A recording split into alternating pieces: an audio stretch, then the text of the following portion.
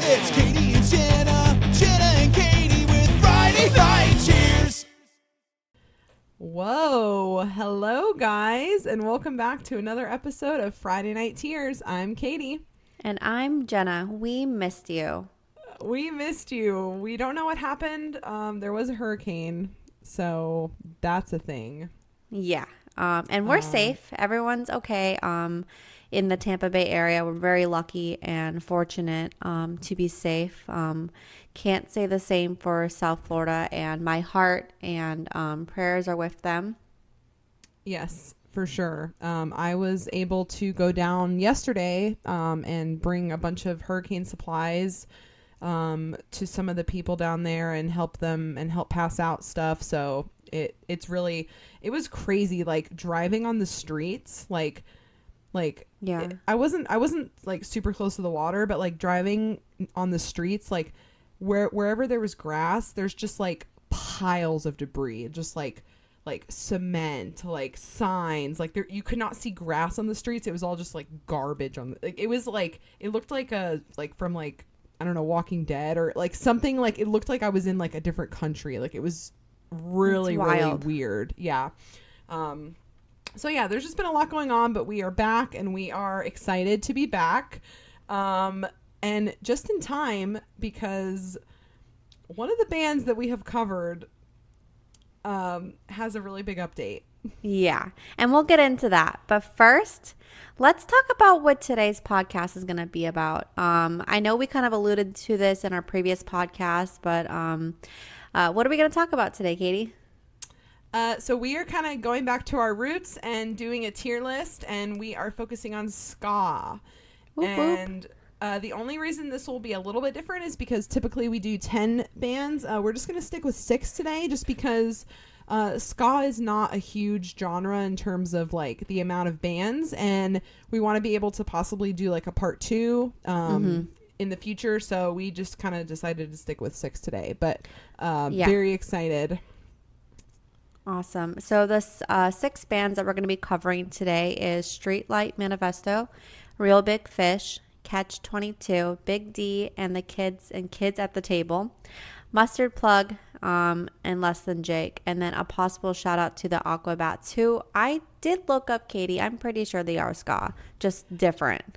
I've been so torn on this. Like, oh yeah, we'll get into that, but yeah, we're very excited. And then the other thing we're going to kind of do is just go over some of our concerts. We've been to a lot of concerts in the last month, as we talked about on one of the last podcasts. So yeah, this should be a fun, kind of a similar episode to what we usually do, but a little different too. So let's jump right into it. I know I kind of spoiled it in the beginning. I'm glad that you reminded us that we need to talk about why we're actually here. We can't just always talk about Blink-182 every day, even though. But that's what everyone else is doing, huh? I know, dude. Did you love how I was like tagging you in like everything yesterday?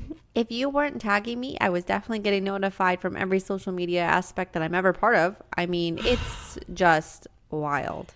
Didn't we talk about this being a potential when we did the Blink? I think when we did the Blink deep dive, we said that like people are noticing that like the replacement singer Matt from Alkaline Trio like isn't in any of their photos anymore.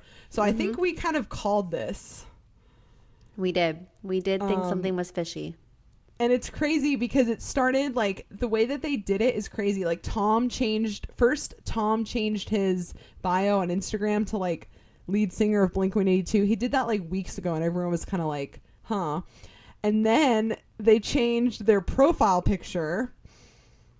Like, they can't just come out and say, like, we're back. Like, they have to just do all these, like, secret, secret messages. And we're just like, what the heck? Yeah.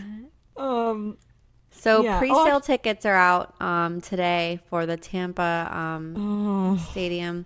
And I already saw like a sneak peek of what the prices could be, and Katie, it's not looking good for us. What are they? But I know, but here's the thing, Jenna. Here's the thing.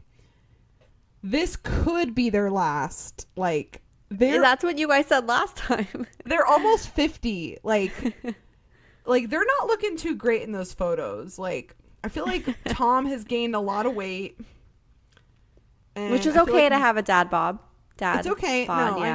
I know. I'm a chunky girl. Like, we're here for it, but they're doing a world tour. Like, if you look at their tour dates, like, they're just going to be nonstop next year. And I'm just like, I just don't know. So I feel like we should try. We probably can't buy them right now, but I feel like we'll be able to make it work. I feel like we're not going to give up hope, because that would just be so epic. I know. It would be so freaking epic. And there's a new song that comes out on Friday, the same day that this podcast airs. So we'll be sure to like do a story or something and have you guys listen to it on that day. But oh my God, I'm so excited. I wonder what it's going to sound like. I hope they're true to their roots. I hope it brings back that original Blink-182 sound. I know. Maybe like the California album, but with like Tom instead. Mm-hmm. Imagine though, like the pressure that they like. I wonder if they feel like a pressure. Oh, to like, I'm sure you know what they I mean? do. Like, because what I'm if sure. it's like, what if their song sucks? Like, Yeah, they made this big hype and it's nothing. yeah. Yeah. So Blink is back. That's insane. Absolutely insane. It's just ironic that we just did that cover. Literally. And then the other deep dive that we did, we also have an update on that band. Just because we saw them. Who? My Kim. Oh, I thought you were talking about the Killers. I was like, we never did a deep dive on them. Oh, not yet, girl. You We know will. we're going to. Yeah. We will. So Jenna and I, as we told you guys in the last podcast, or maybe it was the one before that, it's concert season. Yeah. We don't have fall in Florida, so it is concert season. And we started off I started off seeing Streetlight Manifesto, in the beginning of September, which kind of is the reason that we wanted to do this episode, because I was kind of remembering my love for ska, and that was really fun. I think I already talked about that one though. Yeah. So the next one that we went to was the Killers. Mm-hmm. How many That was times on a have you Wednesday seen night. them? Yes. I saw the Killers 3 times now. 3 times. Yeah. This was my second. As Jenna said, it was on a Wednesday. I think we learned a valuable lesson that day. Oh, we sure did. I think we are too old for weekday shows in a different city. Yeah, I can't do that anymore. And I hate that about myself. But I also love that about myself. I have boundaries now, and I cannot put myself through that again. Now, if it had been seats, maybe we'd be talking differently, but we were in the pit, and I could not feel a bone in my body the next day. I agree. I think that seats are acceptable. And I think it depends on the band. Like if it's like a once in a lifetime, you know what I mean? Like if it's a band that we really want to see, like, and this is the only opportunity, like I feel like there are exceptions to the rules, but I feel like seats are probably a must if it's like a weekday type situation. Yeah, it was just hard the next day getting up for work and doing life. Yeah, and especially because the show was like 2 hours away, and I drove both ways, and I was exhausted. Like when I woke up, I felt like I got hit by a Mack truck. Yikes. It was it was crazy. But yeah, that was my second time seeing them, and we were in the pit, and the pit there is super chill. Like the Killers are It super was chill. A really good concert experience. Really good. They played my favorite song. Jenny was a friend of mine. They have not played them before when I saw them, so I was very excited about that. The only other time I saw them was at a festival, so this was really, really different. And it's just so cool, like how Brandon Flowers has been playing for so long, but he's still so like in love with what he does. Like he has not lost his like his passion or his, you know what I mean? Like his drive to be, he's such a good performer. Like he really is. He is a good front man, for sure. And you saw him at a festival, but I saw him at a small venue, which is pretty rare for a big band to do. But he did that, I think 2 years ago. here in Tampa at the Orpheum. And for those who live in the Tampa Bay area knows that that's the good Orpheum before they changed it. Heck yeah. And they played there, and that was really incredible to have that kind of intimate feeling of the Killers playing. And then like the next day I saw them at Next Big Thing. So I got 2 different versions. Gotcha. Kind of like off topic, but Death Cab for Cutie is doing a tour next year, and they're playing at a very small venue. And one of our friends, shout out Amelia, you're probably listening to this, made a comment like, oh, like I feel like that's not big enough. And I love when big bands can play in small venues like that, like the Killers at the Orpheum or like Death Cab at Janus, because it's just like you're just getting closer than you would. You know what I mean? So like, we're gonna see them though, right? Oh, 100%. Okay. It's like 6 days after my birthday, so it can be like a birthday thing. Yeah, we're going. Yeah, we're definitely going. So yeah, the Killers was really, really good. And then I think it was like the week after. We saw. Was it that weekend? Okay, wait. That weekend yes, it was that weekend. Yeah. Whoa. That weekend we saw My Chemical Romance. So which, imagine being, oh, sorry, I didn't mean to cut you off.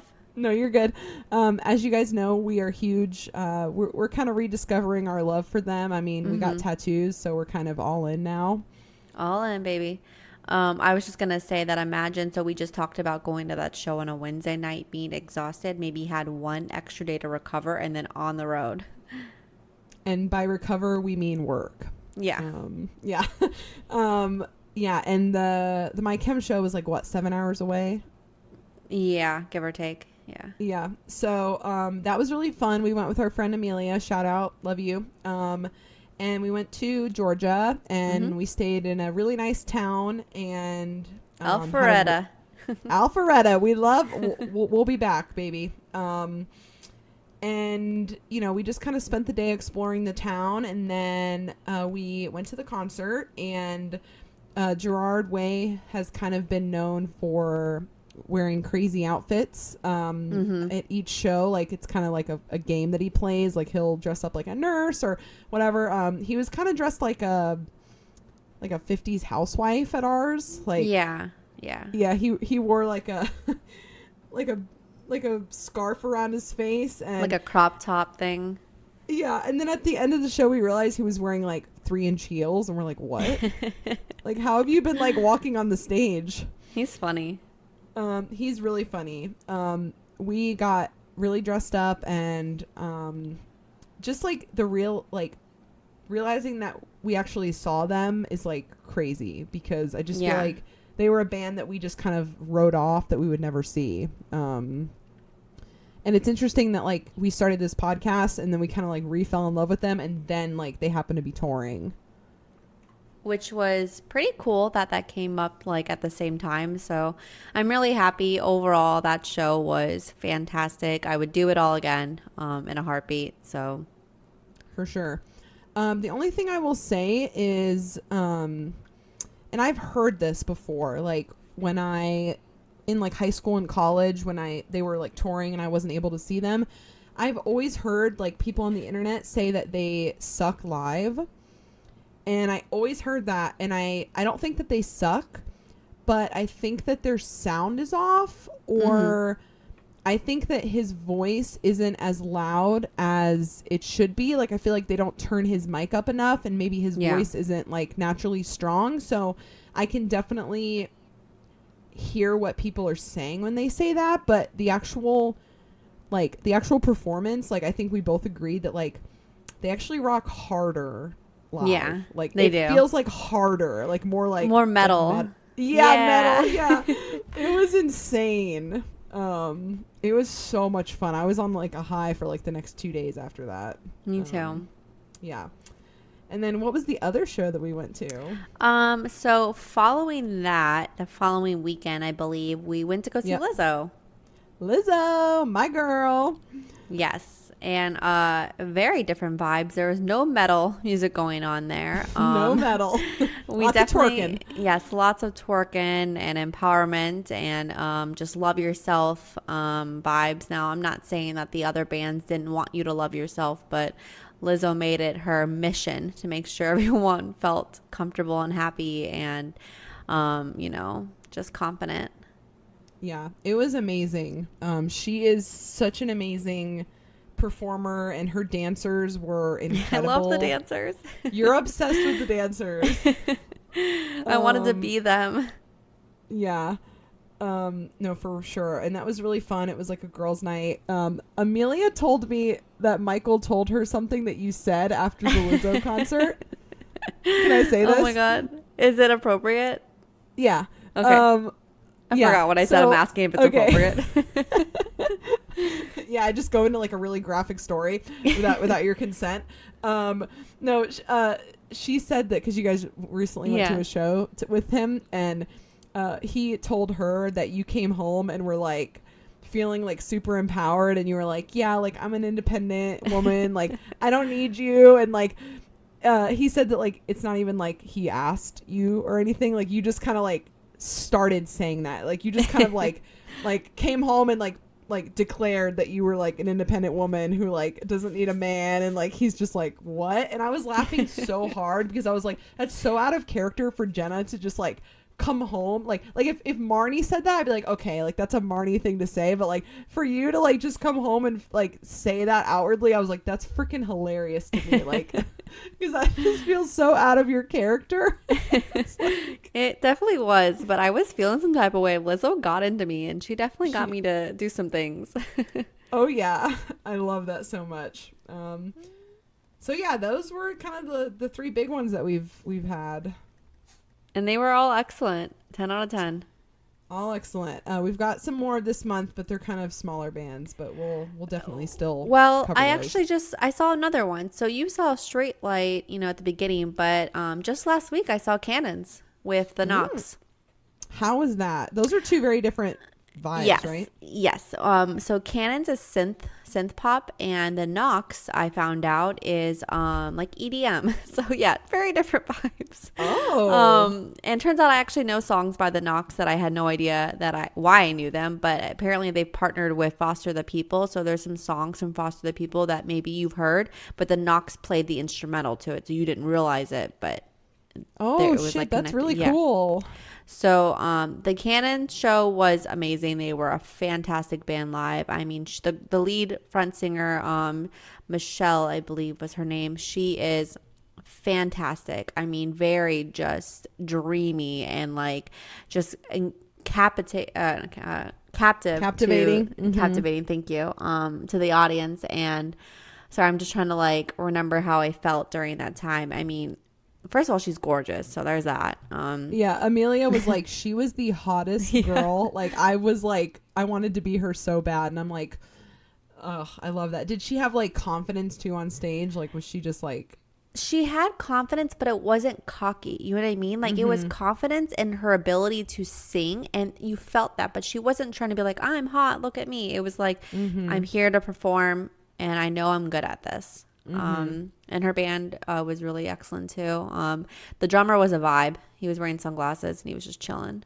I love that. But the Knox was different. So the Knox came in and the lights went down low and it was about to party. Like people were dancing and getting wild. And I was like, whoa, this is different than the Cannon. So gotta get out of here. I think Amelia sent me a Snapchat that was like, I didn't expect like people to go so hard, because I think it was also like a Thursday. She was like, I was not expecting people to go so hard on a Thursday. Like, she's like, don't these people have work tomorrow? Like, they were just like going off. We're going apparently. hard. They were going hard. It's also in a college town, so you got to remember these could be college students, so they don't have to work the next day.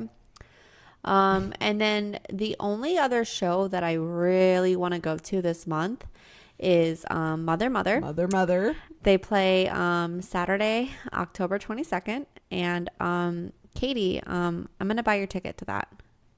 Okay, thank you. You're welcome. You guys heard it here first. So I'm doing better in life, and I want to treat you to this. Nope, just me and you. Whoa! Oh my God, I'm so excited. Can we get like dinner first? Or something? Of course, yeah. Okay. Yes. Girls' Day. Oh my God. I've been listening. I was gonna put Mother as my on repeat, but maybe next time. But I've been listening to them like hardcore lately. Aww. Like in preparation. I'm so excited. Yay! So yeah, we'll have much more to share next time. But Yeah. Anything else you want to say before we jump into the history of the No. genre? Oh wait, no, actually, I do. Okay. Quick update on the podcast. So Michael and I have been kind of talking about some merch that we're going to be probably creating for the podcast. Very simple stickers. I mean, that's very basic as it comes. So we're kind of Yay! looking at stickers and formulating that, and then we're coming up with a concept for the poster. Michael wants to take it into a different direction than the actual logo. Maybe same color template, but definitely a different direction. He's thinking like doing it as like a band poster. Like if you were to go see a show, it would look like that. So Oh, that'd be sick. That's a great idea. exciting I things love to come. that. Oh my God, I'm so excited. Stickers is a really good idea. Yeah. So Okay. excited about I'm that. so excited for that. Yay. Woohoo. Okay. So before we get into our tier list, as always, we're just going to kind of go into the history of ska. And this is honestly like kind of my favorite part of like going into different genres, because it's so interesting like how the thing that we know now in present day, like to know like how it changed and where it came from. It's just like, it's so cool to me, like how music changes. But I guess I should have known this, but so ska kind of originated in Jamaica, which is really interesting if you think about like the sounds of like reggae versus ska. Yeah. Like they're very similar vibes. It's kind of like the cousin of reggae. It kind of initially combined those like Caribbean vibes with the idea of like strong rhythm and blues. And so it was those were kind of the vibes for a while, like from the 50s to the 90s. And then in the 90s, the punks came around. The punks. The punks. I'm Those like darn kids. Yeah, I'm like one of those moms that's like, don't be smoking the weed. Like the punks. But, you know, mohawks, patches on their vests. It kind of merged with that. Green mohawks, the leather or the jean jackets with the patches. Yep. Exactly. And so ska kind of like became cousins with that, and it kind of became what we know as ska today, which is interesting because most of these bands, I'm sure you noticed this, it says like ska punk ska. Yeah. Like it's kind of like, yeah. So But you know what else I noticed is that each one of these bands came out in the early 1990s. It's like, I know. what? It's crazy. That's the crazy part. There's not really a lot of new ska bands, you know. I have to check that. I didn't see any either, but that's crazy because you think there would be new ones coming out. We'll fact check that. But so after the kind of ska thing, it got really big in the UK randomly. One band that's huge, that's like an English ska band, is called The Specials. I've known them for a while, but they kind of got into just like focusing on like taking down the government and like, you know, everyone belonging, and those are very like much like punk type like themes, and so ska kind of took that and kind of ran with it. And then it got a third wave, which is what we know of today. And it's interesting because some of the bands that we're going to talk about like started the third wave of ska.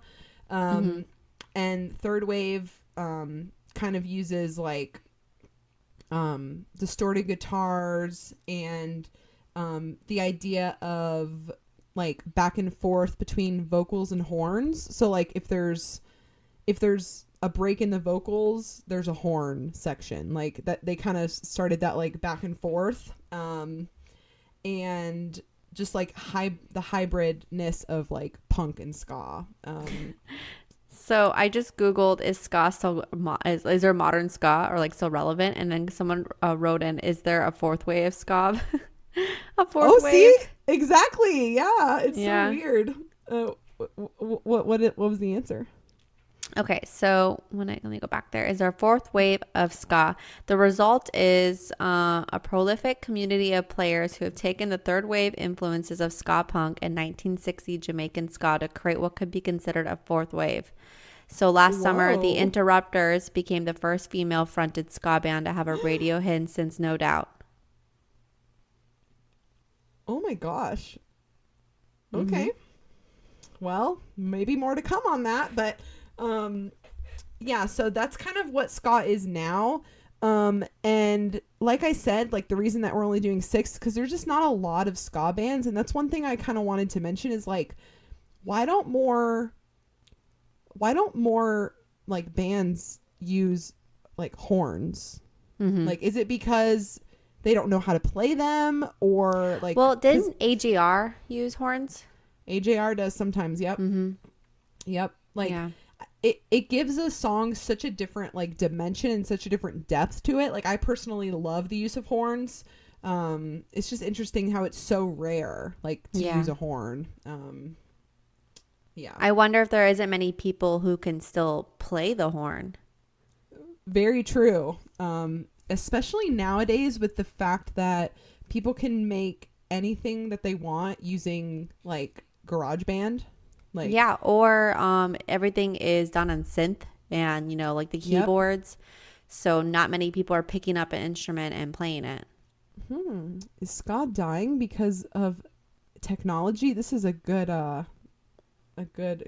good topic to research here. Ska's not dead. Ska's not dead, baby. We love it. Yeah, so that's kind of how ska came to be. There's a couple bands that we were thinking like, is it ska? Is Sublime ska? I think so. Sublime I thought was more reggae or what is it? Like kind of like beach rock. Like, does that make sense? Like it says, I just looked on, it says ska was, Sublime was, okay, well. Was. We need to look up them. Sublime was an American reggae rock and ska punk band. Huh. So I guess it just depends on the song or the album probably. Yeah. Yeah. Interesting. So additionally, we looked up No Doubt. Were they considered ska? Because in my head they were like just considered maybe pop punk. But Do they have a horn? I don't know. I actually don't know the answer to that. But I did listen to Tragic Kingdom, and in that album, especially Sunday Morning, I could hear a ska sound. Now there wasn't a horn in that song, but it definitely had that vibe. Maybe it was more punk or angsty, I'm not sure, but I think originally No Doubt wanted to be ska, but I think once they became mainstream that got thrown away. Okay, you are absolutely correct. I just found on Reddit, why is No Doubt considered ska? And somebody said you have to go back to the early days of No Doubt.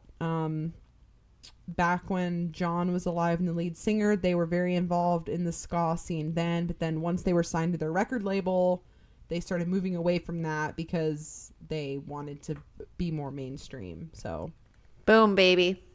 Jenna was right. Gwen Stefani, I feel like, is like your like secret muse or like idol or something. I do love her. I do. She's a queen, sure. Although I don't forgive her for marrying what's his face, but you know, that's You're neither happy, here or there. Jenna. Okay. Is it because he's a country? I'm kind of like Blake Shelton. Yeah, that's his name. Yeah.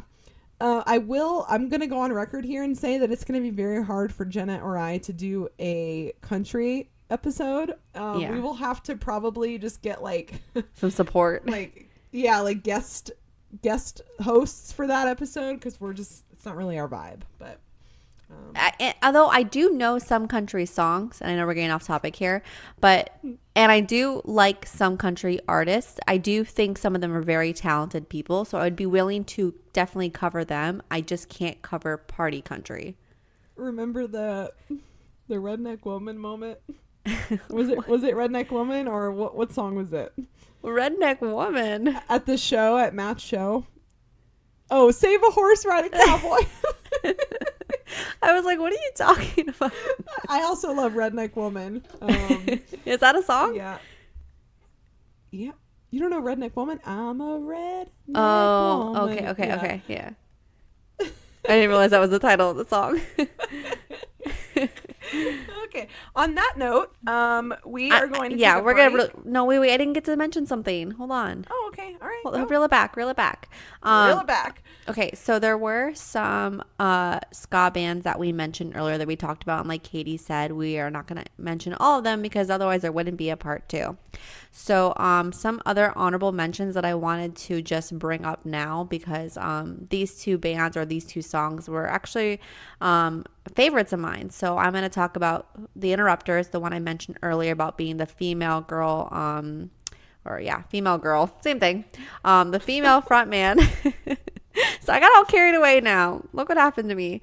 And the song She's Kerosene, that's a really fun ska party song. I really like that one a lot. I actually didn't even realize this band was ska, listening to the song, which is weird to think. And then the Mighty Mighty Boss Tones and their song The Impression That I Get, I just think that's a really powerful song, kind of like a motivating song. It's really uplifting and powerful, so definitely 2 to check out. Thank you for lifting those up. I love The Impression That I Get. I've never heard She's Kerosene. I don't think, have I? I don't think so, but you should listen to it. Okay, I will. Cool. Check those out, and hopefully we can cover those in our next ska episode. Oh my goodness. Okay, so let's take a quick break, and then we will get into these 6 bands.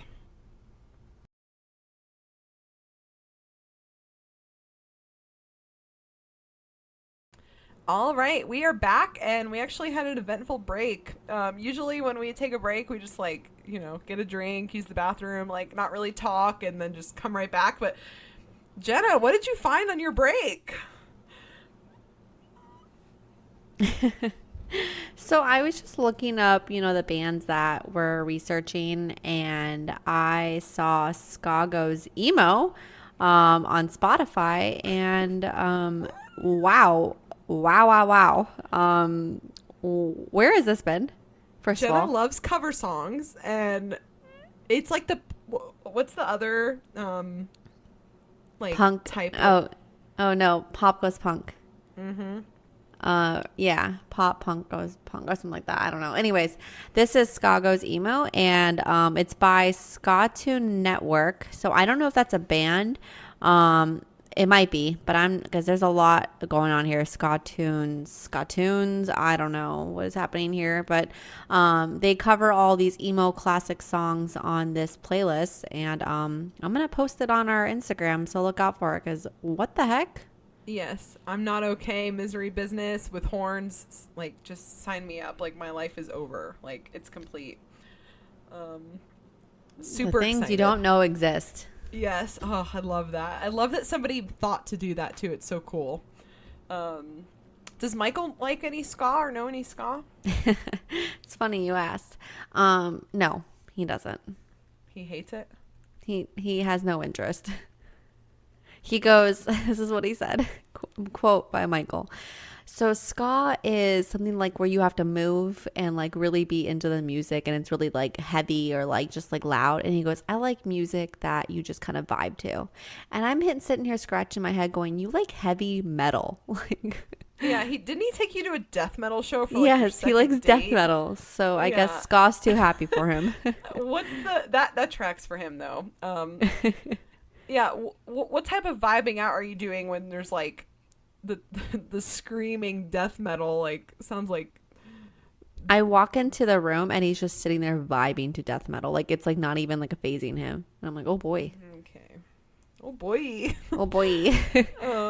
All right, so let's get into this tier list. So the first band is Streetlight Manifesto. The whole reason that we wanted to do this episode. So initially they were a tier 3. Tier 1 in my heart, but we just kind of know that they're not super mainstream. They have 0 singles, which is something that we'll talk about a little later. Mm-hmm.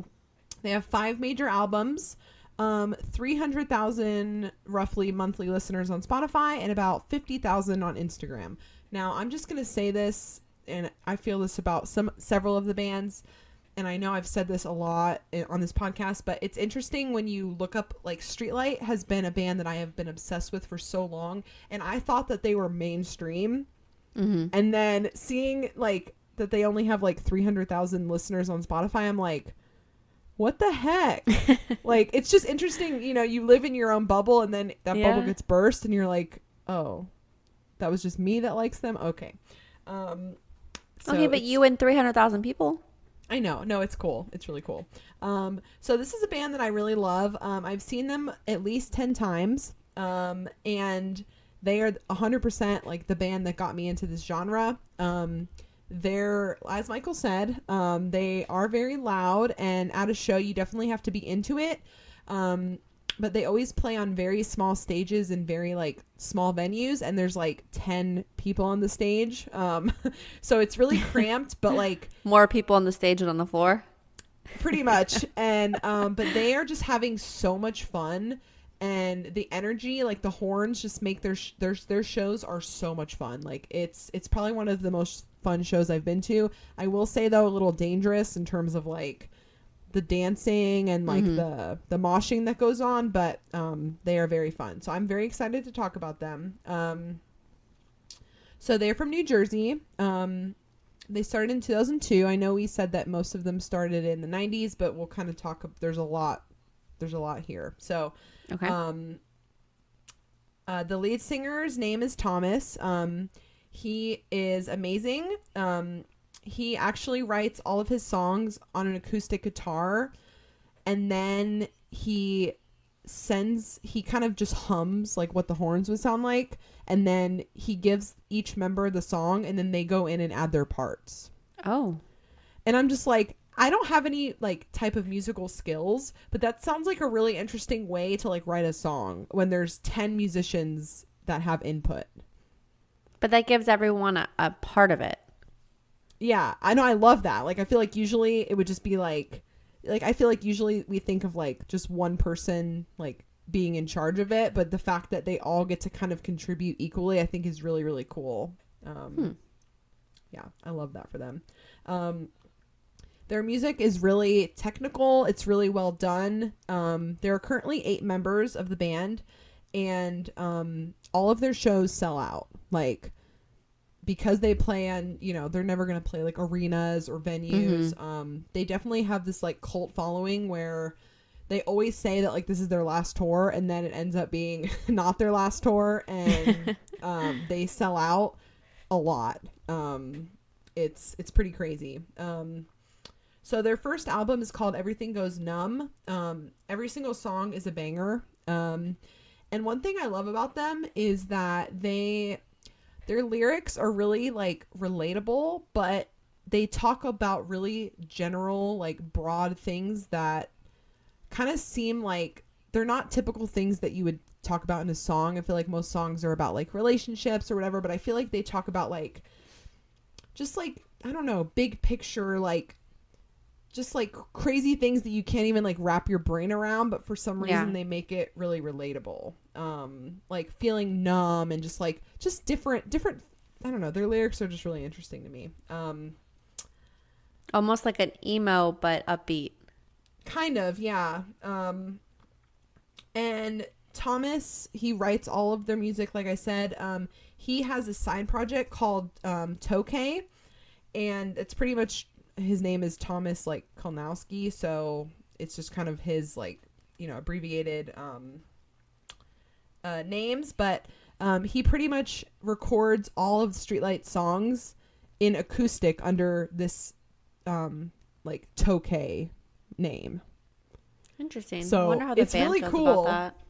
I know. I think they like it, but they have an album. Tokay has an album called Streetlight Lullabies, which is like, acoustic solo versions of their songs, and it's really, really cool. So if you're not a huge ska fan, but you still want to like check out their lyrics or just kind of what they generally sound like, I would definitely recommend that. I'll look into it. Yeah, super cool. One thing that is kind of big that happened to them, and I remember this because I think I was going to see them at this show, but they were playing a show in Jacksonville in like 2005 or 2006, classic Florida, and they got about $80,000 worth of equipment stolen from their van. Oh my goodness. So they had to like come, and this is not like a huge band that has like millions and millions of dollars. Yeah, you know what I mean? So just really like, big.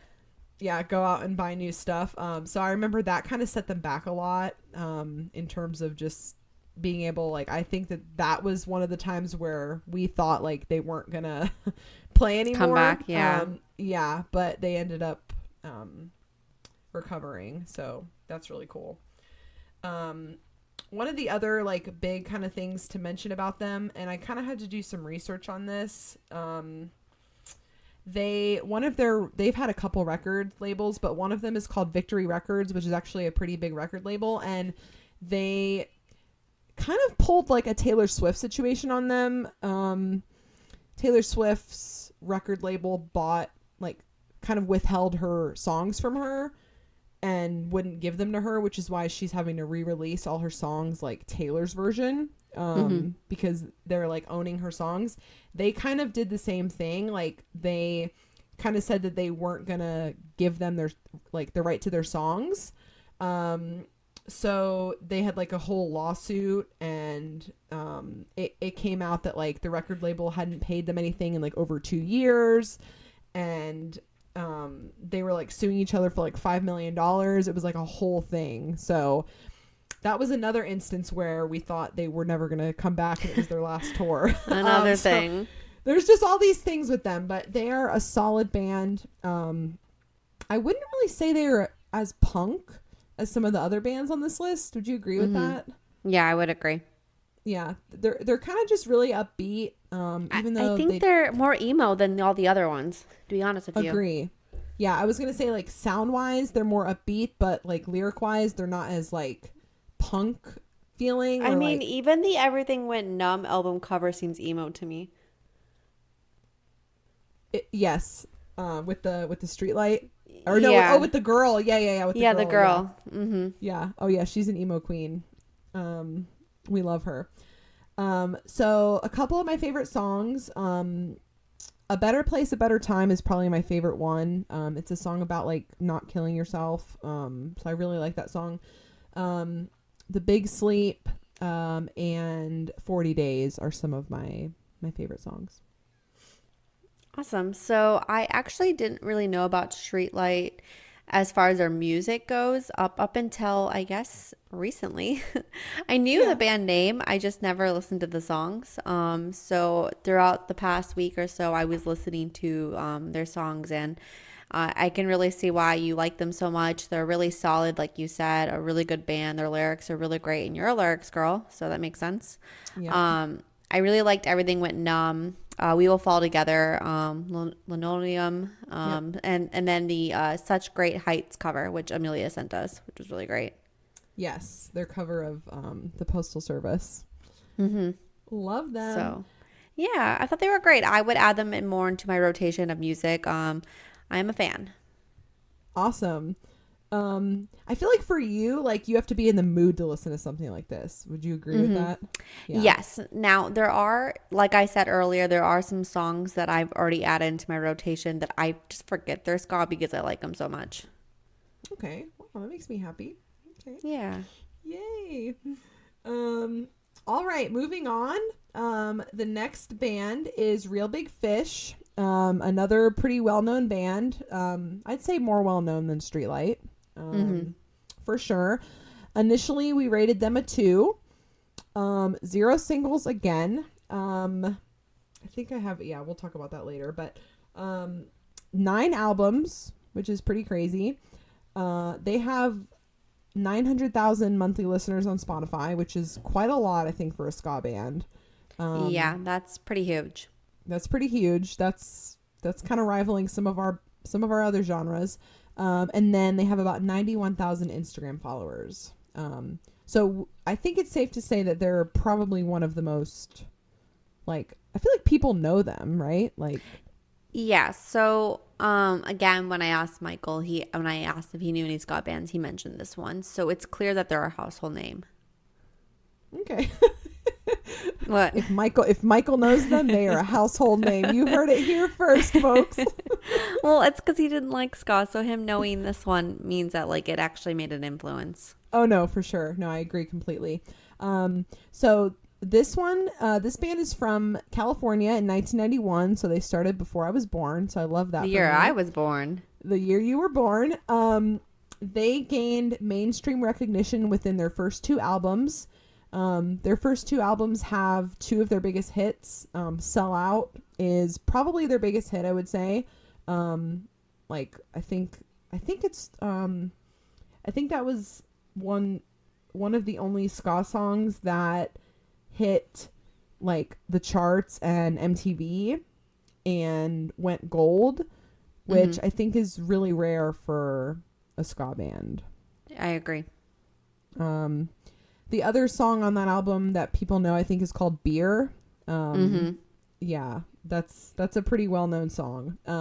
So they gained really mainstream recognition after this, and then they kind of dropped off. But luckily for them, they already had, again, a cult following. I feel like a lot of ska have cult following, ska bands, just because it's probably not as, like you said, it's not as widely known of a genre. But if you like it, you like it.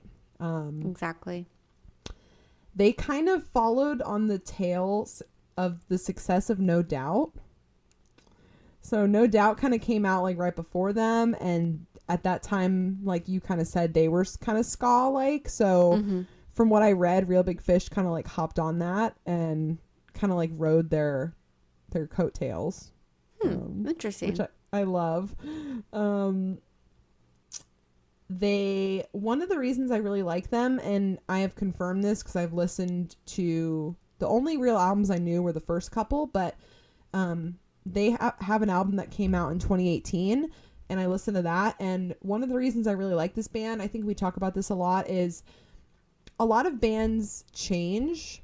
I think they have fun, and then eventually they get older, they mature, their sound changes, and sometimes that's for the best. But honestly, I think sometimes like bands' first couple albums are really good, and then they kind of drop off a bit, just with the change. But this band has stayed true to themselves the entire time, which could be a good thing, could be a bad thing. It could show that they don't know how to mature, but a lot of their songs are kind of like silly, party, like vibes. And their most recent album is called Life Sucks, Let's Dance. Yeah, so I was that kind of shows me. Yeah, that one kind of shows me that like they're still who they are at their core. Like you'd expect that from 1991 to 2018, maybe their material would be different, their lyrics would be different, their subject matter would be different, but they've kind of stayed true to themselves. And I actually find that refreshing, because I feel like a lot of the bands that we talk about like start one way and then mature, which I think is normal, but it's kind of nice to see like a band tried and true stay the same, it's kind of comforting. You know what you're expecting. It's almost like eating at a chain restaurant. Tried and true. Exactly. I'm going to link this in the doc right now for you. I planned this. So click on this discography link I just put in there. Okay. I'm clicking on it right now. Okay. So this is their discography. Look at number 11. Number 11. Okay. Number 11 cover songs.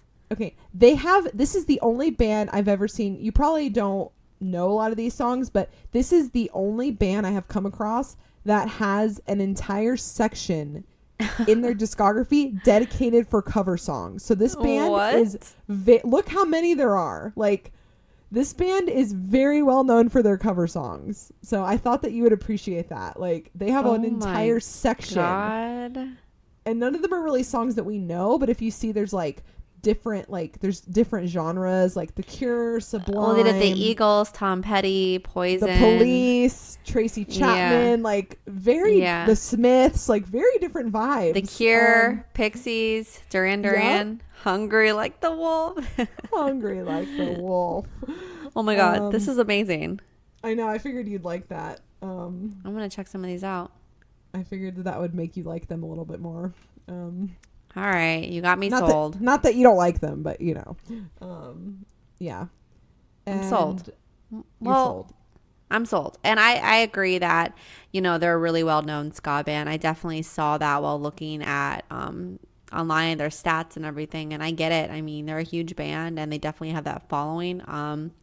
So I think when I was looking at them, one of their songs was Take On Me. That's one of their cover songs. I think that was one of the only ones I knew. by them, which ended up being a cover song. I also knew Beer, that one song, which was a big hit of theirs. I imagine that I would know more songs by them because they were a household name. And then when I went to look them up, turns out I did not really know any songs at all. Yep. I guess I just imagined it in my head. So Yeah. Well, I think they're one of those bands, like they had 9 albums, but only the first 2 really took off. So, you know, the one that you know, Beer, is from that album. So I think they did such a good job in the beginning that they made themselves a household name, but no one really knows a lot of their songs, you know? Well, whatever they did, it was effective, and they had an influence on pop culture because everyone knows the band name. 100% agreed. All right. So, who is our next band? Okay. Finally, I get to talk. No, I'm kidding. Finally. I need a break, so. So the next band is Big D and the Kids at the Table. What a mouthful of a name. Big D, Daddy D's. Daddy D's. Okay, so they are tiered a 3. Not because I don't think they're a good band, just because who knows who Big D is? Not many people. While they do have a lot of albums, 11 of them, I did not see any singles, which maybe there is. I just couldn't find it.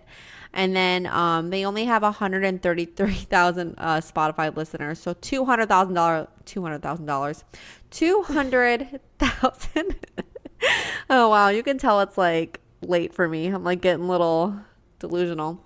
200,000 less followers than Streetlight Manifesto. Okay. Wow.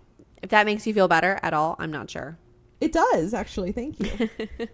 And then they have 15,000 followers on Instagram. So, yeah, clearly not a big band, but they're definitely hanging on there.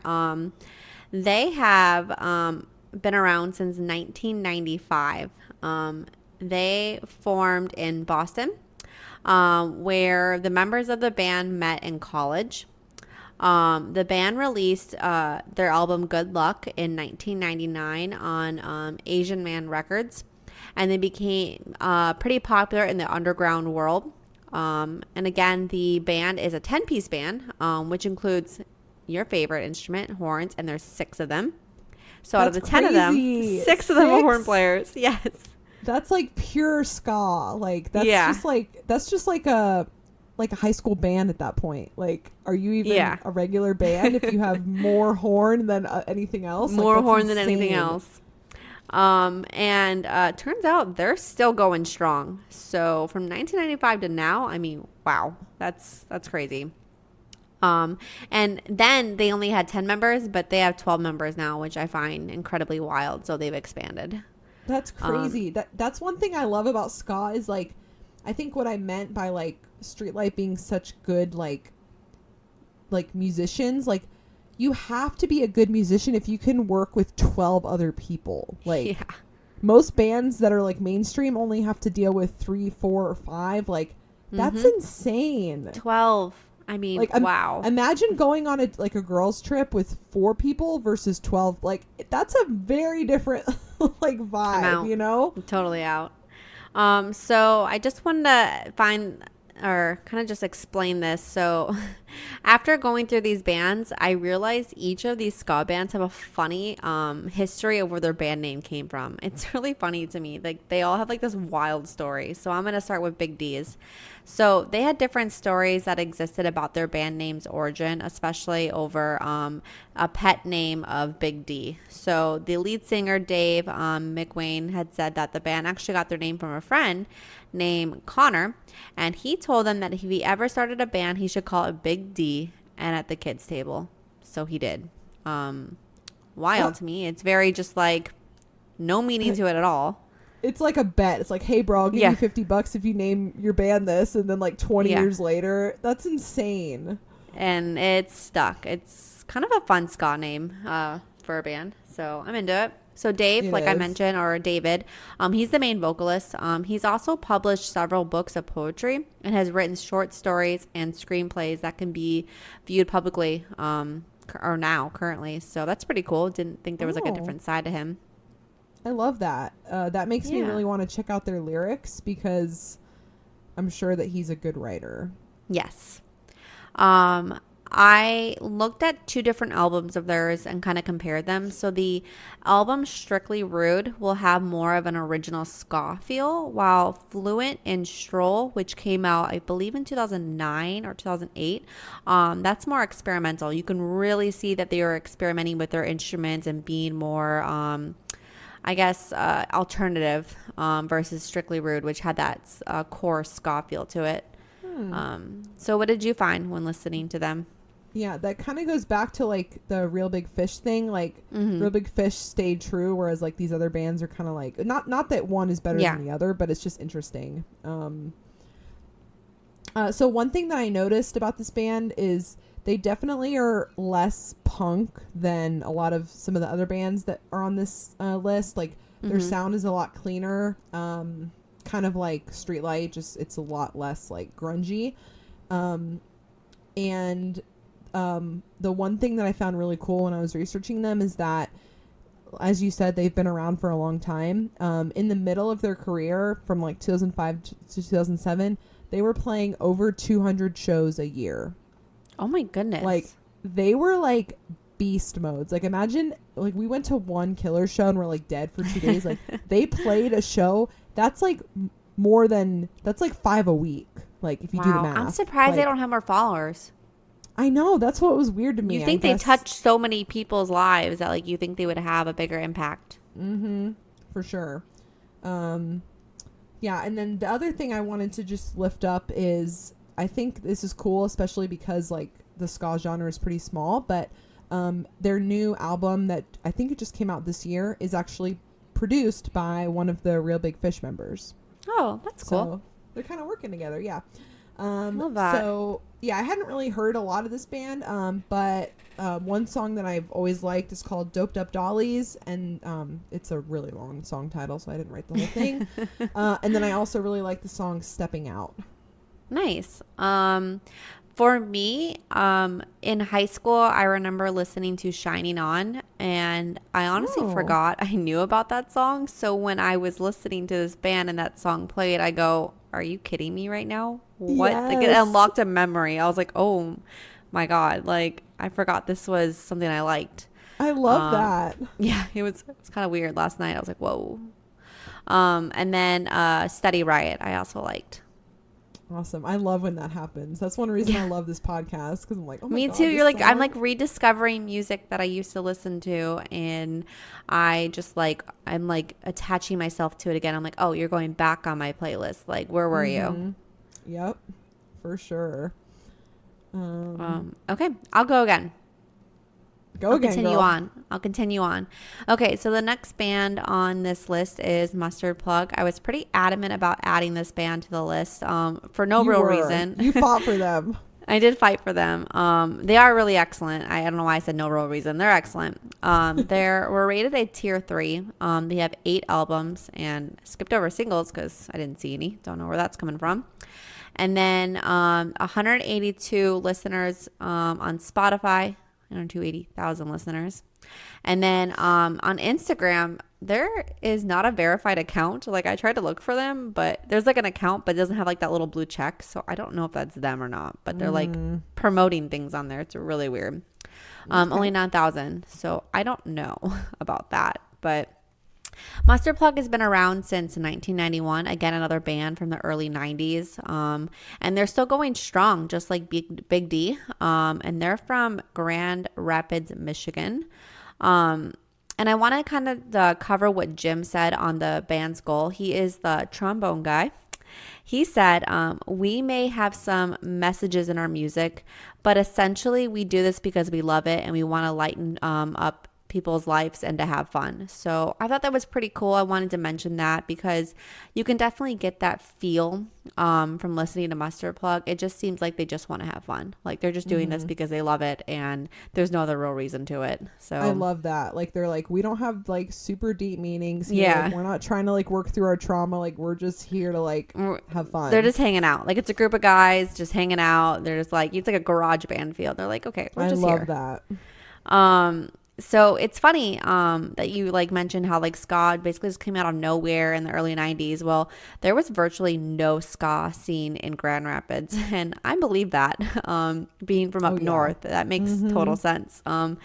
So Mustard Plug was kind of the first one to develop that unique sound, and then they drawed a really large following after that. Brendan, another band member, stated in an interview that their band name originated when a guy in the early stages of the band was making a sandwich. And you know that stuff, that crusty stuff that forms on a mustard bottle, like that little like yellow crusty stuff? Yep. When you put it in the fridge and you don't wipe it off. That gave him the idea for the name of the band. That is the best thing I've ever heard in my entire life. Can you imagine that's where you decided to get your band name? That makes so much sense, like thinking about like the quote that you shared from Jim. Like that is hilarious. Yeah. So also fun fact, they've never been allowed to play at Warped Tour. Why? I don't know. So I was reading an interview and someone asked, were you banned? And he goes, no, we just never been allowed. That's crazy. And like one thing I noticed about them is, yeah, I guess they've never played at Warped Tour because I was trying to look at their like sets they've played, but they have done a lot of like big, like they've done like world tours and stuff like that, but then they always just go back to like playing in bars and like local festivals, and I love that they can just kind of like do both. I feel like a lot of bands, like once they start like playing Europe and like Asia, they kind of don't do those smaller shows anymore, and so I love that. Maybe that's just a big FU to Warped Tour. Who knows? Probably for sure. What were some of the songs that you liked? I really liked Mr. Smiley. Is that like one of their big ones? Yeah, I think so too. I think I knew that song. I really liked their whole 2007 album. It's called Black and White. From that song, I really liked On and Copacetic. Did you ever listen to Brain on Ska? Mm-mm. Okay, give that one a listen. So Mr. Smiley, I really liked also. Brain on Ska, which I recommend. It's really fun. It's similar to Mr. Smiley as far as the vibe goes. And then I really liked the Freshman, the cover song. Okay. Yeah, I'll definitely check out Brain on Ska. Also want to shout out is that they are touring with Big D and the Kids at the Table right now. Yep, that's pretty cool. Yeah, the two underground bands. Yes, I love that. Well, if you're going on tour with other ska bands, there's not many to pick from, huh? Very true. And this next band actually has a big connection with one of the other bands that we talked about. So I think you're noticing some trends here that it's all connected. It's all connected because there's just not a lot, you know? Do you love how look how much I wrote about this band? Like I think I need to cut some of this out. I need to cut some of this out. Yeah, we're already in an hour. Summarize this. Yeah, okay. I just got so excited. Okay. I'll try to shorten this a bit, but maybe not. Okay. So the next band is Catch 22. And initially rated them a tier 3 just because, again, we didn't really know them that well. They have one single. Wow. No. I'm shocked. Shocked and delighted. Wow. I'm gonna clip that. Wow. No emotion. It's called Party Song. It's really cool. They have 4 albums, 250,000 monthly listeners, which I thought was kind of a lot. Is it? That's still less than Streetlight. I know, but I mean, have you ever heard of this band? No. Okay. Exactly. And no Instagram followers because they don't have one, which will make sense when I get into it. That's hilarious. Yeah. Okay. So this band was formed by Thomas from Streetlight Manifesto. Wait, so he has Streetlight, his own thing, and then he formed this? Yeah. So this was first. So this band was formed in 1996. So he formed this band when he was 16. So Streetlight was formed in 2002. So this was 6 years before. Okay. So him and two of the other members from Streetlight formed Catch 22. And I'm trying to think. What is he? Anthony Green of the ska genre? I know. No, literally. It's crazy. He left the band in 1998. But he, like, I think put out their first two albums, with him. Their second album is called Keys Be Nights, and this album was re-recorded by Streetlight Manifesto in 2004. So the same exact songs, the same exact lyrics. There's an album from Catch 22 in 1998, and he re-recorded it in 2004. So when I was listening to them, I was like, I don't know if I like this song because I heard it from Streetlight or because I heard it. It was really like a weird deja vu thing because I discovered this while I was researching this. Like, this isn't something that I knew beforehand. So I thought that was really crazy. Yeah. Interesting, right? Yeah, I'm interested. Oh, you better be. He left the band 2 years later. Again, he was 16, so makes sense that he left the band because his parents wanted him to continue his education. Wow. The nerve. But instead, he started Streetlight Manifesto, so F you, Mom and Dad. Very ska-like of him. Yes. They immediately gained traction pretty soon after recording and releasing their stuff, and they started touring with Real Big Fish and Mustard Plug. So again, everything comes full circle. Yeah. They another fun fact is in 2006 they released a concept album that was the first ever ska concept album. And I know that we talked a lot about concept albums with my Chem. We did. So I thought that was really cool. Let me see here. I saw that you really liked the album Dinosaur Sounds. I do. I really like Dinosaur Sounds. I was listening to them even though I've never heard them before, but as a first take listener, that one caught me and caught my attention. So the same situation that you had with, was it Big D, when you heard a song and okay, so I apparently know every word to the album Dinosaur Sounds. And I heard the first song and I was like, I started singing it, Rocky, and I was like, wait, how do I know this? And I started going through, and it unlocked this weird memory for me where I can't remember how I knew this album, who I was with at the time. Like, usually I kind of like, you know, if I dated someone that likes ska, it makes sense of why. But I have no memory of ever listening to this album, but I know every word, and it unlocked this weird, like, nostalgia feeling for me. So I've been listening to that album all day. I love it. I thought this was really interesting. So because this band kind of came out like in the early 90s, a lot of bands who opened for them back in the day actually became more famous than them. So some bands that opened for them are Sum 41 and Taking Back Sunday. Oh my goodness. Yeah. So it's kind of like Catch 22 gave them their big break.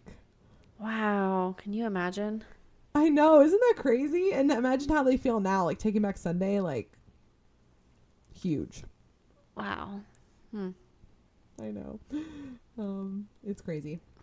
So yeah, I didn't really know that I liked this band, but you do. I forgot that I'm obsessed with an entire album, and it's really interesting that Streetlight kind of formed this band, and then he re-released this. It's crazy. It's insane. So I think I shortened that a little bit. Some of my favorite songs, again, I can't tell if it's the Catch 22 version or the Streetlight version, but I really like Dear Sergio is a great song.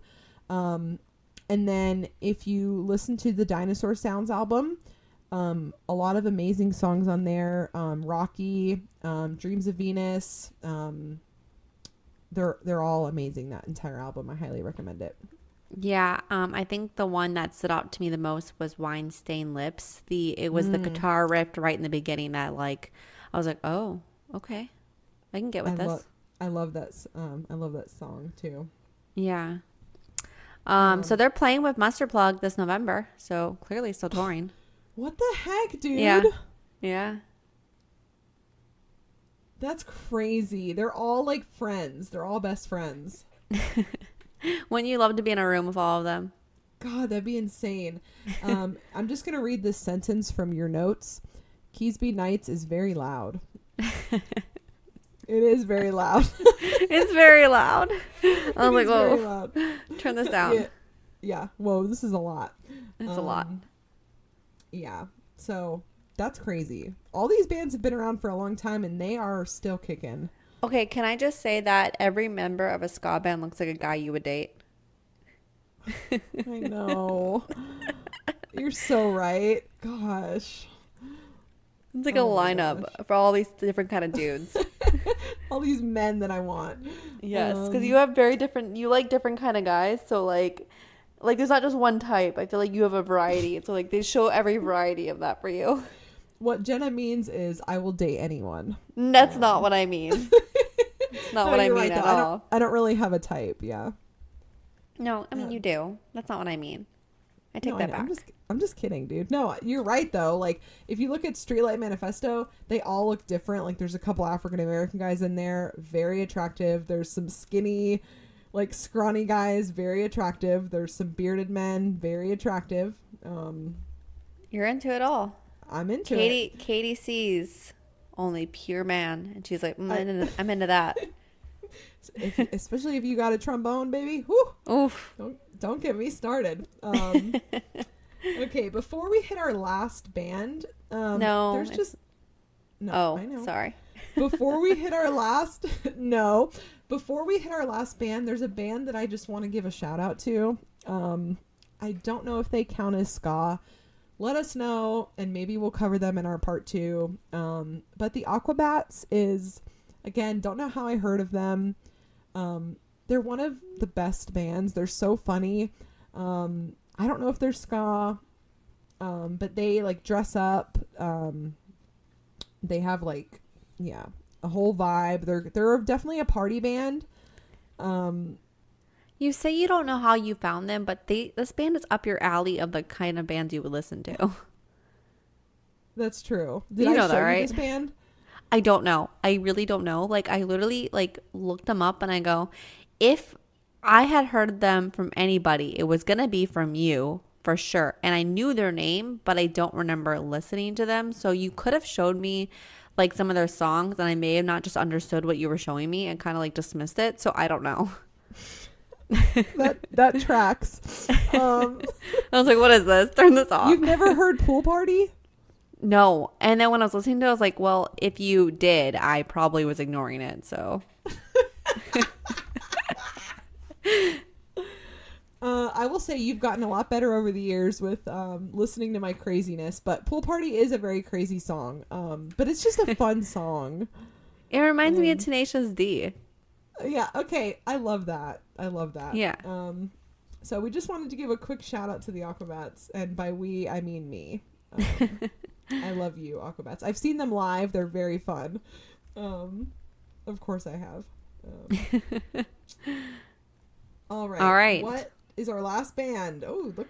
Okay, Miss Author here. Look at all these notes you have. No. Okay.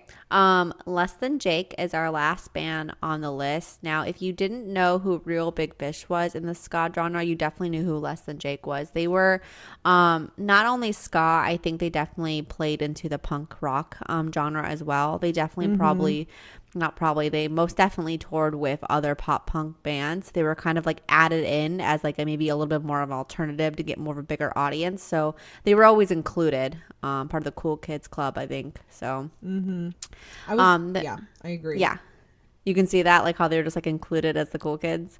Yes. They're a tier 2. They actually have singles, which makes me think they're not a true ska band because every other ska band doesn't have singles. And there's 17 of them.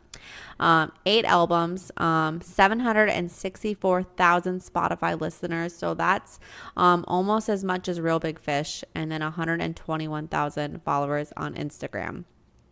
Okay. I love your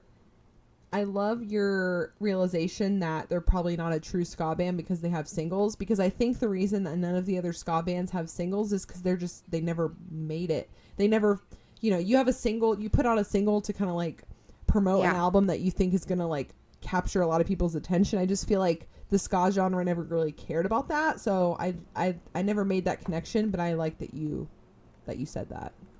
Yeah. So Less Than Jake was born July 13th, 1992. Ooh. And they're from Florida. I know. I love that. So we love a band from Florida, except we don't love people that steal in Florida. Correct. Make that real clear. Correct. Okay, so this is, if I'm going to talk about anything in the time that we have, I want to talk about how I knew Less Than Jake, and specifically the one song that spoke to me. The Silence of Selling Yourself Short is one of Less Than Jake's songs, and it's probably the only song that I knew for the longest time. Don't know where I found this song, don't know how it came to me, but I'm glad it did. It saved me 100% while I was in the Navy on deployment. When you're on deployment, things can get really lonely. You can get sad.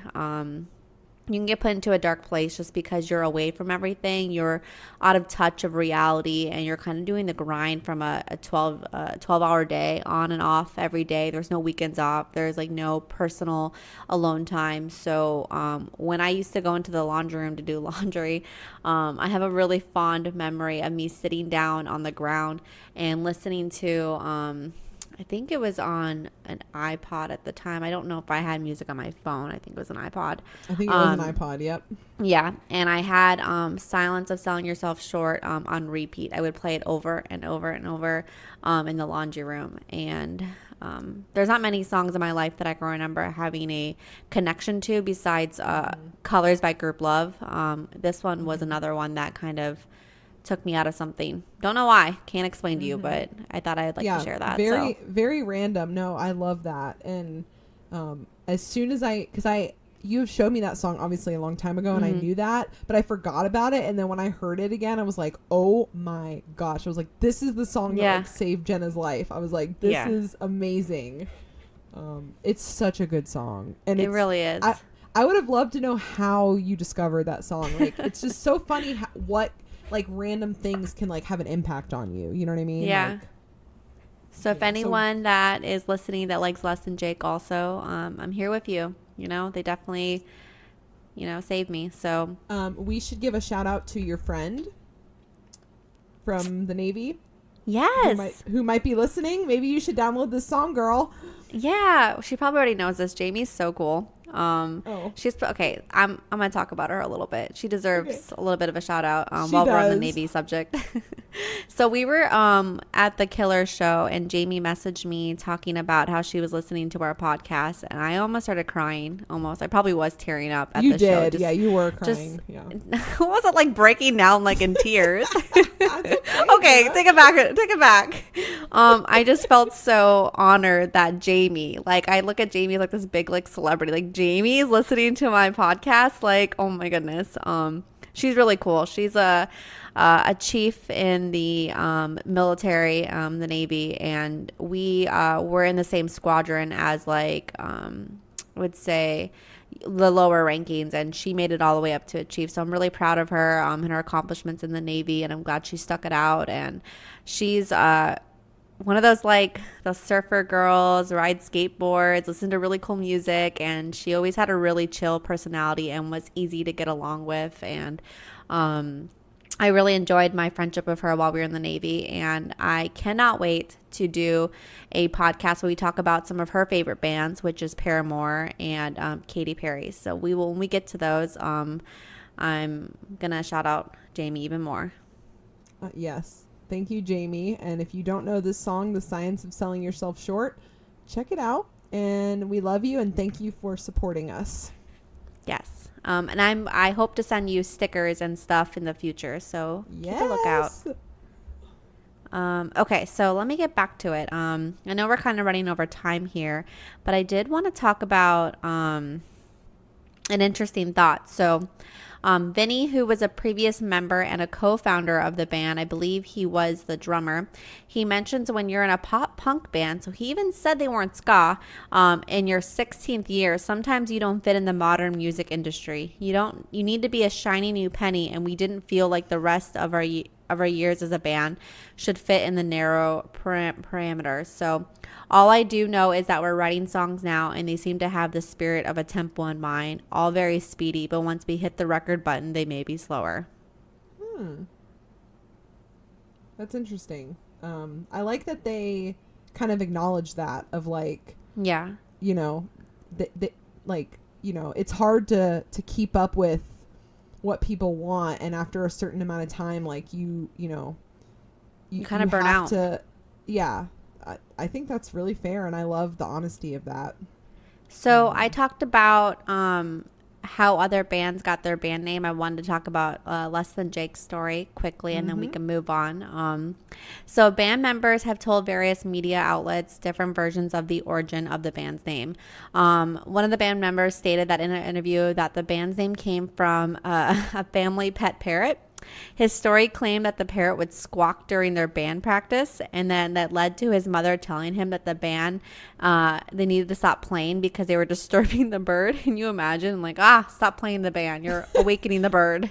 That's amazing. So this would lead to the band referring to themselves being Less Than Jake. I think the bird's name was Jake. But then later on, he clarified that Jake was not a parrot. In fact, he was an English bulldog. So I don't know what's true, but clearly it's about a pet, and they are less than a pet. I really can't tell which of these, either the mustard, the Big D, or I can't tell which one I like better, but they are all freaking incredible, these stories. They're just so random, these band names. I think So other bands like random. go into like deep meanings of how they got their band name, and then you get Less Than Jake. We're less than the family dog, the family parrot. Yeah. Like We are nothing. I love that. So that's all I'm gonna say on Less Than Jake. Any other thoughts from your end, Katie? No, I just kind of want to mention, like, I think it's fair to say that they are sometimes ska, sometimes pop punk. They only have 2 different horns, so I think that's a lot different than some of the other bands we've talked about where they have like 6 horn players. So I think they're more like punk pop with a little bit of ska mixed in, but I think they're definitely fit right in this genre, and I think that they are one of the reasons that this genre is kind of recognized, because they're a pretty big band. And I also just want to say thank you for showing me that song, The Science of Selling Yourself Short. I think that that's definitely going to go on repeat. And I kind of think that if you ever get like a leg sleeve or another type of tattoo that you kind of do like your arm is kind of mixed with a lot of things, I think you should maybe do like a tribute to that song, or like a lyric, or, you know, something just to kind of, because I think that song is really, like, I remember that being really important to you. I agree, 100%. I think that'd be cool. Yeah, I'm into that. Okay, so that concludes our tier overview. We should probably take another break and then conclude. Sounds good.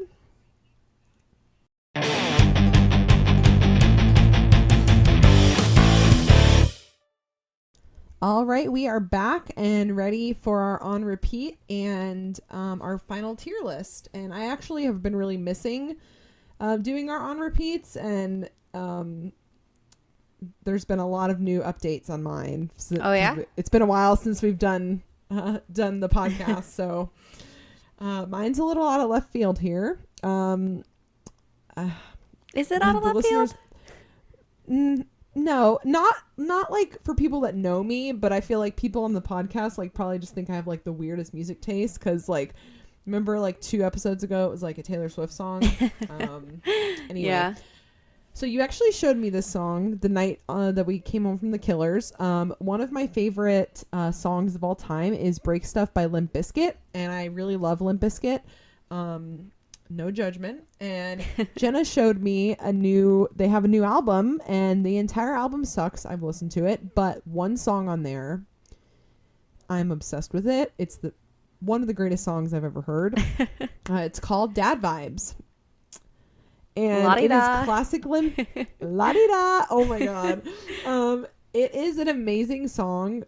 There's like been 4 people that I've texted that I know like Limp Bizkit. I'm like, listen to this song right now. Like it's so fun. I love Limp Bizkit and I love this song because it's like rap and rock. Like I can't describe how they are, but it's like funky, like hard rock. Like it's just so fun, and I have no idea what the song is about. I'm not going to try to dissect their lyrics, but this is one of my new favorite songs in the world. So we're definitely going to add this to our on repeat. And obviously you like it because I you do showed like it to it. me. I do like the song. It's fun.